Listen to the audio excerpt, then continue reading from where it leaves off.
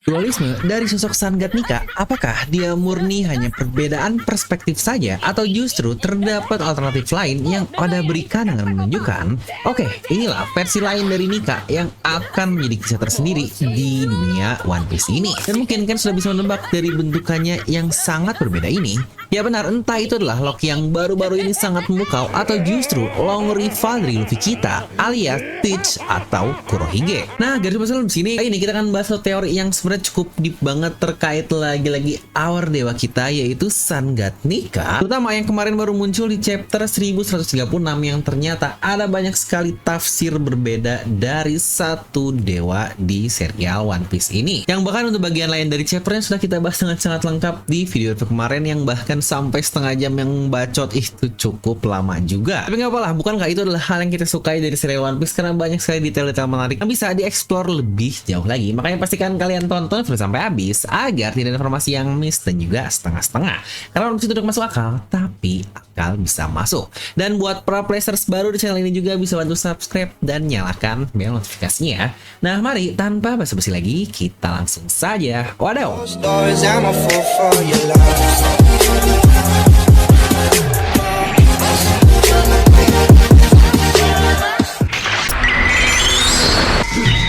Oke, pertama kita akan mulai tentu saja dari miskonsepsi tentang Nika yang sudah kita dapatkan sejauh ini, dimana pertama kali kita mendengar jelas apa itu Nika adalah dari kata-kata Wushu yang berkata kalau dia adalah dewa pembebas para budak yang disebut juga sebagai Warrior of Liberation, yang nantinya ternyata ada lanjutan lagi jika dia adalah sosok dewa yaitu God of Liberation. Dan ternyata di satu chapter terbaru lagi-lagi kita dibukakan mata oleh Oda seperti, oi jangan lupa kalau One Piece ini bukanlah sebuah serial yang sangat jelas untuk menunjukkan jika ini adalah pihak baik dan ini adalah pihak jahat, karena baik lagi yang namanya baik dan jahat ini adalah sebuah perspektif untuk One Piece serial yang sangat abu-abu ini. Karena baik lagi parameter baik dan jahat tidak akan bisa ditemukan titik tengahnya seperti apa ya, lagi-lagi kecuali kalau kita akan bawa sisi agama untuk menemukan benar dan salah. Tetapi kita tidak sedang membahas agama untuk di serial One Piece ini, yang bahkan One Piece dari dulu sampai sekarang selalu abu-abu. Dan inilah juga cara Oda mengingatkan lagi kepada kita kalau angkatan laut yang belum tentu baik sama seperti bajak laut yang belum tentu jahat di dunia One Piece, yang bukankah seperti di berbagai negara juga dimana terdapat instansi yang tugas yang ngelindungin rakyat belum tentu malah ngelindungin yang lagi sangat timpang atau berkebalikan.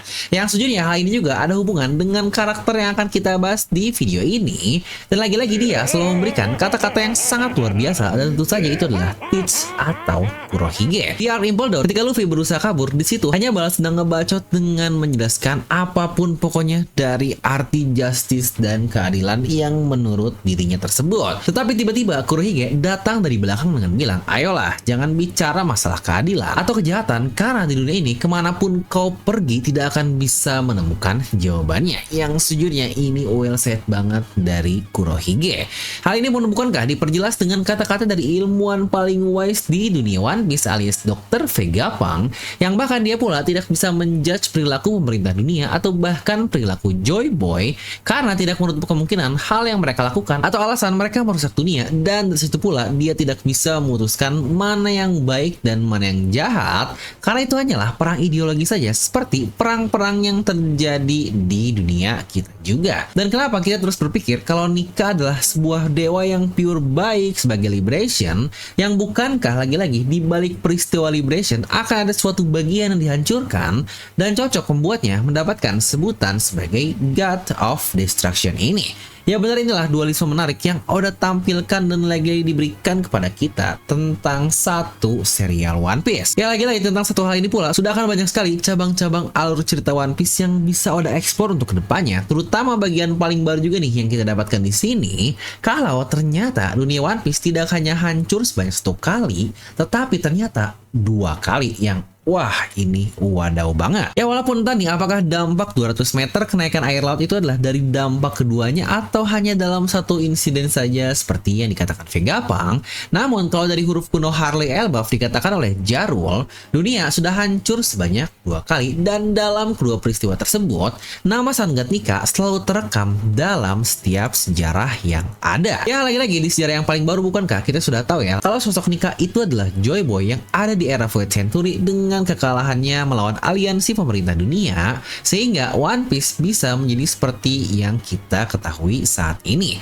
Nah, selama ini kita selalu berasumsikan kalau Joy Boy lah sosok Nika yang pertama, dan dari beberapa pemahaman yang kita dapatkan juga kalau Nika itu adalah bukan sosok asli, karena bukankah banyak sekali dijelaskan Nika ini adalah dewa fiksi di Elbaf, hanya sosok pahlawan yang selalu diinginkan kedatangannya oleh orang-orang yang berharap saja, persis juga seperti contoh karakter fiksi dari Sora yang ada hubungan dengan cerita Germa yang lagi-lagi sosok pahlawan seperti itulah yang seakan-akan Oda munculkan dari karakter Nika, karena bukankah Nika disebut Warrior of Liberation, sebutan yang cukup mirip dengan sebutan dari Sora juga, dan bahkan dari bentukannya yang putih dan dikelilingi oleh awan, makanya berasumsi kalau dia memang sosok mitologi yang akhirnya cocok dengan buah iblisnya di Mythical Zoan. Nah, tapi apa hal yang bisa menjelaskan kalau ternyata sosok Nika ini sudah ada sebelum era Joy Boy, dimana menurut saya terdapat beberapa skenario yang sangat memungkinkan dari narasi yang Oda bangun kepada kita tersebut.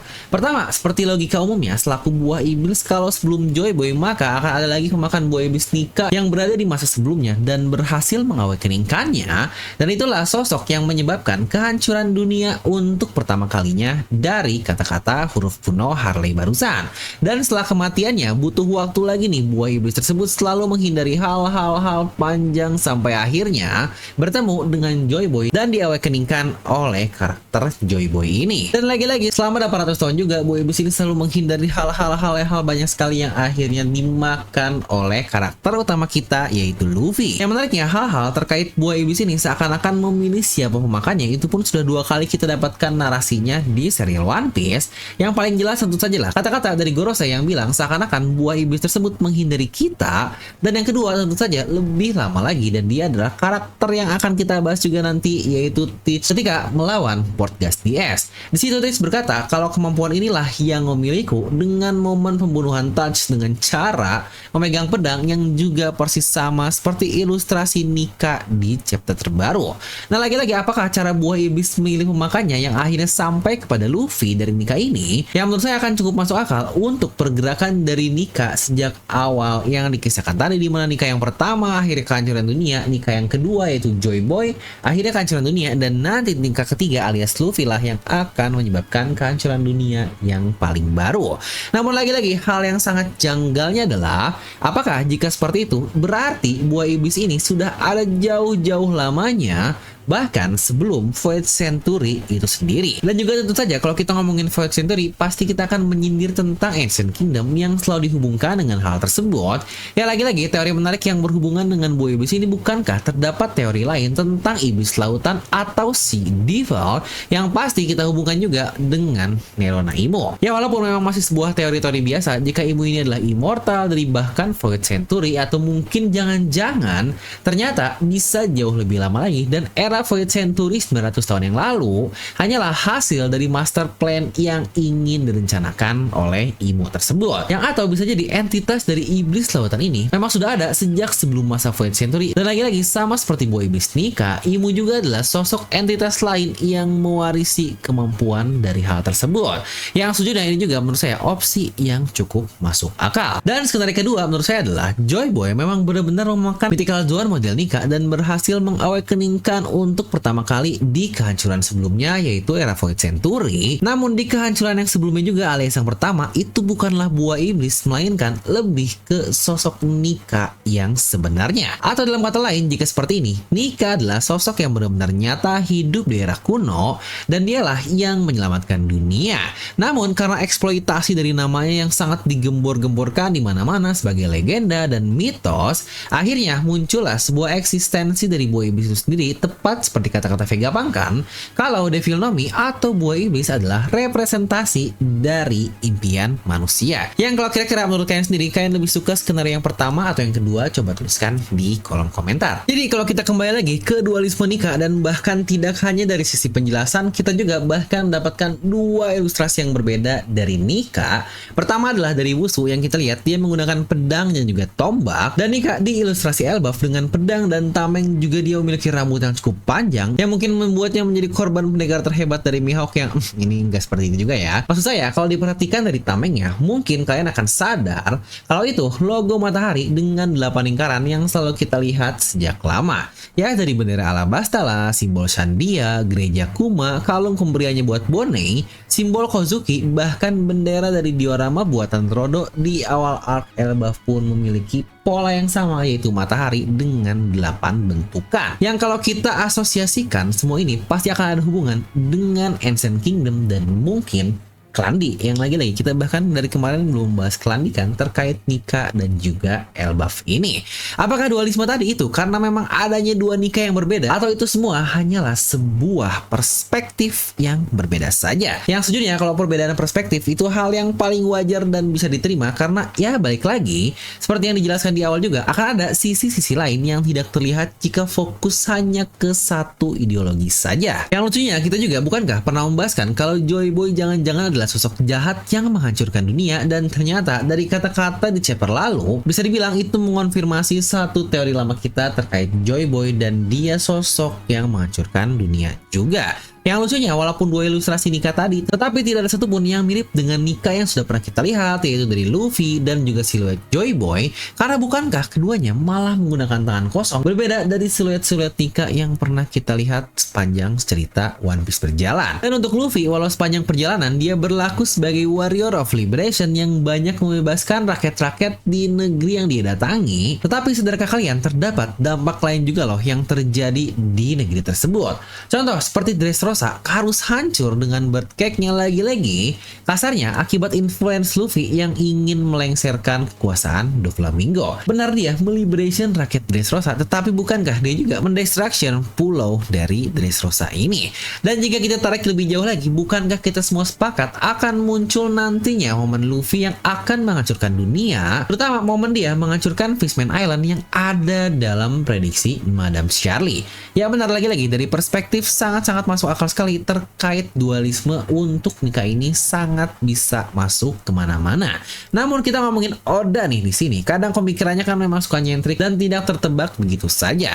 Bagaimana selain dualisme perspektif barusan, tetapi jangan-jangan justru Oda pun memunculkan Nika yang lain, atau jangan-jangan terdapat dua Nika di serial One Piece ini. Kurohige juga yang kita bahas tadi, walaupun dia dikenal sebagai sosok yang licik, jahat, pokoknya sosok bengal yang dibenci oleh semua orang, tetapi sadarkah kalian kalau Kurohige tidak pernah menyiksa rakyat sipil biasa tanpa sebuah alasan?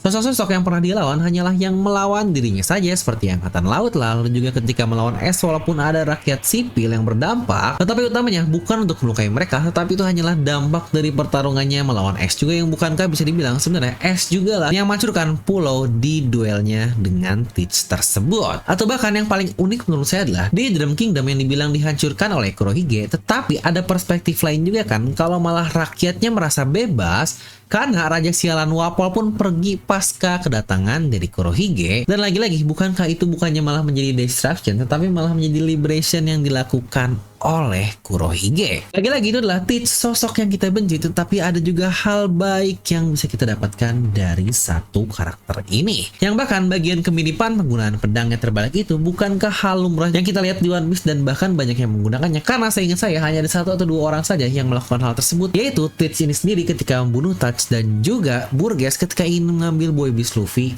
di Dressrosa. Dia menggunakan sesama pedang dengan cara ingin menusuknya tersebut. Yang tadi apakah lagi-lagi itu ada sebuah metode untuk mencuri Boy Beast atau apa, kita masih belum tahu.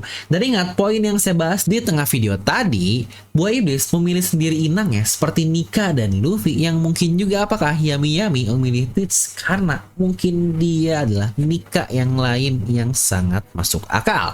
Yang lagi-lagi kira-kira menurut kalian seperti apa? Coba tuliskan di kolom komentar. Ya walau sebenarnya terdapat satu bagian menarik juga sih tentang Nika yang lain, dan itu pun direpresentasikan dengan sangat baik juga oleh satu karakter yang menurut saya sangat luar biasa, padahal baru muncul beberapa chapter saja, dan itu adalah tentu saja Pangeran Loki yang sangat-sangat luar biasa. Tapi lagi-lagi untuk bahasan Pangeran Loki akan coba kita bahas di video terpisah saja. Nah, jadi itulah untuk video kali ini. Seperti biasa saya juga mau berterima kasih buat kalian yang sudah subscribe di channel Filmi, terutama buat kalian yang sudah support dengan join membership seperti para Devil User, Haki User, dan para Wheel of D ini. Oke lah, jadi itu aja untuk satu video kali ini. Dan buat kalian juga yang belum nonton kemarin video review yang cukup panjang dan sangat lengkap sekali, bisa langsung klik link yang ada di video ini. Dan seperti biasa, semoga kalian terhibur dengan video ini. Like aja kalian suka, dislike jangan suka, jangan lupa untuk subscribe dan juga share ke teman kalian. Gue Dewa pamit and I'll see you guys next time.